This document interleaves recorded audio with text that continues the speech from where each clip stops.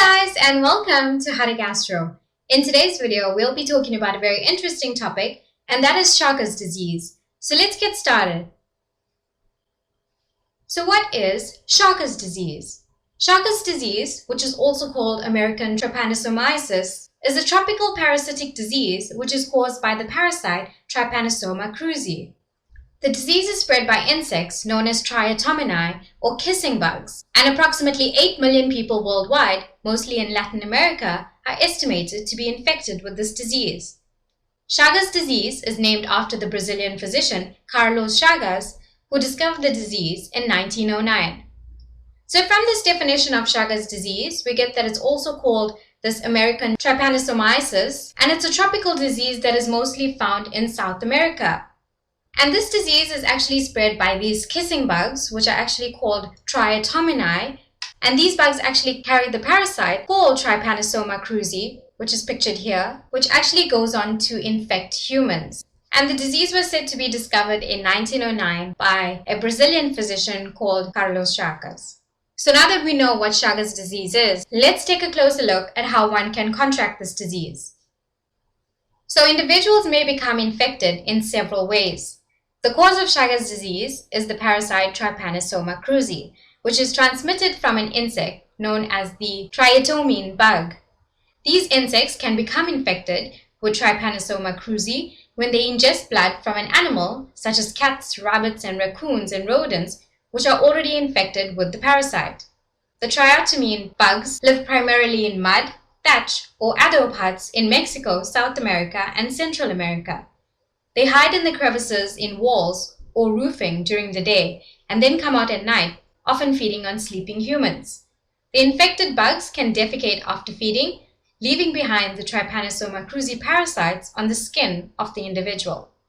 The parasites can then enter the body through the eyes, mouth, or a cut or scratch, or the wound from the bug's bite.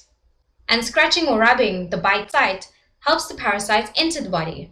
Once in the body, the parasites can multiply and spread. So basically all this means is that when one of these infected kissing bugs actually feed on human or animal blood, they release these parasites in its feces near the wound. So they create a puncture site or wound in which the parasites can enter the body. The parasites are then able to invade the cells near the site of the bite, and then they rapidly multiply, creating more parasites that are released into the patient's bloodstream. From here, the parasites infect cells in a variety of tissues and spread the infection throughout the body. And this is when a different kissing bug comes along, and this kissing bug feeds again on the infected human or animal, which contains the circulating parasites, and in this way, these bugs become infected. And the ingested parasites begin to multiply in the insect's body, or the kissing bug's body, and then again the cycle continues. They can then infect another human. So this is the primary way in which one can contract the disease. So there are actually several other forms of transmission, so let's explore those further. So one can also contract Chagas disease by congenital transmission. This means from a pregnant woman to her unborn baby, through blood transfusion from an infected person, through organ transplantation from an infected person, or the consumption of uncooked food that is contaminated with feces from the infected triatomine bugs. So remember we said that this disease doesn't just infect humans, but animals are also infected. So the animals that can become infected include cats, rabbits, raccoons, and rodents. So any consumption of this meat, which is uncooked properly, can actually contaminate humans as well. And the disease can also be transmitted by accidental laboratory exposure. So now let's talk about the signs and symptoms of Chagas disease. So the disease essentially has two main phases. We have the acute phase and the chronic phase. So in humans, the disease unfolds in two stages: an acute stage, which occurs shortly after the initial infection, and a chronic stage that develops over many years. The acute phase will last a few weeks or months, and during this time, the patient may suffer from swelling at the site of the bite, and this is called a chagoma, where the parasite entered the body. So at the bite site, or the initial wound created by the kissing bug, this can actually swell and become quite inflamed and large, and this is called a chagoma. The patient may also experience fever, fatigue, body aches, headache, rash, loss of appetite, diarrhea and vomiting, We can also see some ECG changes or EKG changes, which are suggestive for myocarditis or other arrhythmias which may occur. And in more severe cases, the doctors will be able to palpate the enlargement of the liver or the spleen or swollen lymph glands. So they will have hepatomegaly, splenomegaly, and also some lymphadenopathies. So in this picture on my right, we actually have the classical Romana sign, which is the swelling of a child's eyelid, which is a marker of acute Chagas disease. And this swelling is due to the Trypanosoma cruzi infecting the eyelid when the bug feces are accidentally rubbed into the eye, or because the bite wound was on the same side of the child's face as the swelling. So this is basically what the Romana sign looks like. So now let's take a closer look at the chronic phase signs and symptoms. So the chronic phase of this disease can last for decades or even the entirety of someone's lifetime. And here, more severe complications may arise. So the patient may suffer some cardiac complications, which can include an enlarged heart, which is called cardiomegaly, heart failure, an altered heart rhythm, which is an arrhythmia, and even cardiac arrest or sudden death.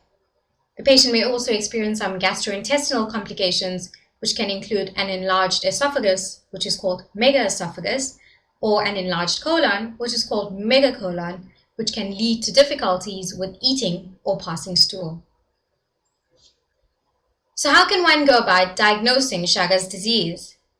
So the diagnosis may be done through observation of the parasites in a blood smear by microscopic examination. So as we can see here on this image on the right side of my screen, this is what the microscopic examination of the parasite looks like. This is actually the Giemsa stain microscopic picture of the Trypanosoma cruzi in a blood smear. We can also diagnose this disease by testing for parasite-specific antibodies. The disease may also be diagnosed through ECG findings, showing signs of an enlarged heart, heart failure, altered heart rhythms, or signs of cardiac arrest. And finally, it can also be done through an upper endoscopy, which shows the megaesophagus aspect. So finally, let's talk about the treatment of Chagas disease. So the treatment in acute phases of this disease includes antiparasitic medications such as benznidazole and nifurtimox, which may eliminate or reduce the number of parasites in the body. And the treatment in the chronic phase for a patient with cardiac or gastrointestinal complications include the insertion of pacemakers and chronic cardiac medications for the irregular heartbeats. And that brings us to the end of this presentation on Chagas disease. Thank you guys so much for watching. Hope you found the presentation very interesting and informative. Please make sure to like, comment, subscribe, and share. And please make sure you turn on your bell notification so you'll be notified every time we have a new upload. If you'd like to download a copy of this presentation, you may do so by clicking the link in the description. Take care and bye for now.